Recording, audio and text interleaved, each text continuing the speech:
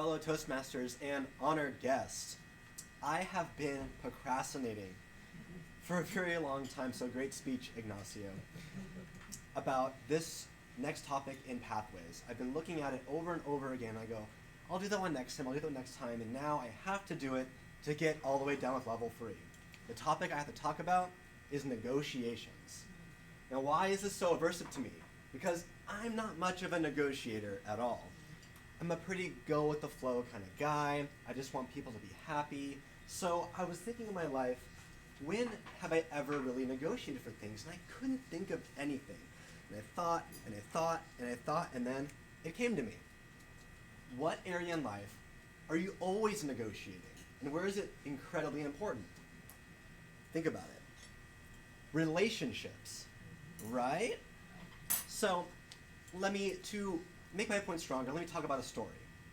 So I woke up one morning, I stretched, and I was super excited for my day because I was going to spend the day with my girlfriend, the person that I fell in love with. And I was super excited. It wasn't going to be anything extravagant. We planned to go and play tennis, then get some breakfast, and spend the rest of the day at the mall. So I went and texted her. I said, hey, good morning. I'm getting ready. I'll be heading there in a moment. See you soon. I got ready, and I checked my phone before I was ready to leave, and my heart sank. You can tell that your girlfriend is really bad at hiding her emotions if you can tell that she's angry through text. It's not good. And I knew she was angry. So I said, oh boy, what did I do wrong? I'm in my car and driving, and I'm thinking, I'm like, I can't figure it out. I don't know what I did wrong. I think everything was fine, the day before. And so I said, well, there's no point in stressing about it anymore. I might as well think of a solution. So I thought, and I said, well, I could apologize. I could say sorry, but I don't even know what I did wrong. That doesn't make any sense. I'm not going to apologize for something that I have no idea what I did. So I said, that's not going to work. And I thought, well, I could ask her, what's wrong? Who thinks that's a good idea? That's a horrible idea. What is she going to say? Nothing. I'm fine. Nothing's wrong. Everything's okay. All right. So that's not going to work. So I thought a little bit more, and I said, I know the perfect solution. And as a guy, I thought it was going to be perfect, and I knew maybe not, though, was I'm going to do nothing. I am going to pretend like I don't even know that she's angry. Great idea, right? So I pick her up. She gets in the car, and usually she's always very happy to see me. But this time she walks in with her arms crossed, looks to the side, and I go, good morning, it's so good to see you. I'm so excited to play tennis, and I'm pretending I'm talking about my day the other day, and she's just silent, kind of doing this. And I drive all the way to the tennis place that we're going to. And I think it's hilarious, of course, but she's not having the greatest time. We go ahead and play tennis. She's being a good sport about it. And when we're playing, whenever I win a round, she's a little bit more frustrated than she usually is, kind of like, oh, man, I can't believe you won. But then, of course, when she wins, she starts smiling, I got you. And I'm like, you haven't smiled all morning, and now you're smiling. So that's my day so far. And we finish our tennis, and we go to breakfast. And at this point, I'm like, all right, this isn't really fun anymore. I probably should get this figured out. So I tell her, I say, okay, I know you're mad. Can you please tell me what's wrong? Then she told me, and I go, oh, duh.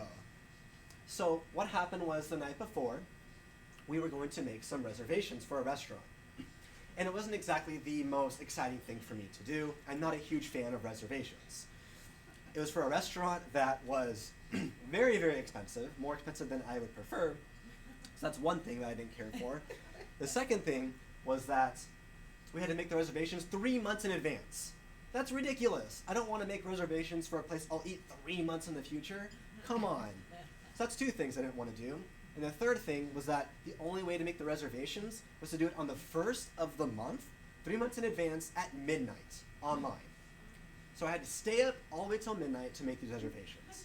I wasn't super happy, but of course this is the person I fell in love with. So I said, sure, we can do that. The night before our date, I tried to stay up till midnight, At about 11:30, I'm up there, I'm texting her, all right, I'm about ready to make the reservations.